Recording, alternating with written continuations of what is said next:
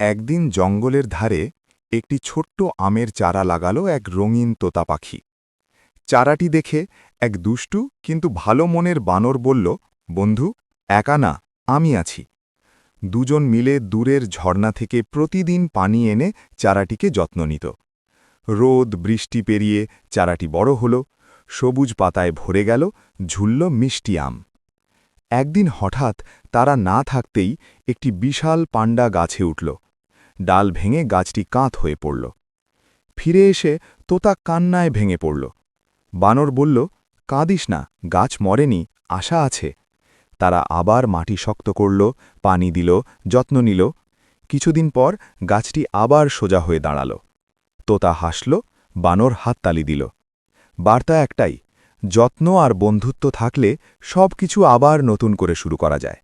তোতা বলল, গল্পটা ভালো লাগলে লাইক আর সাবস্ক্রাইব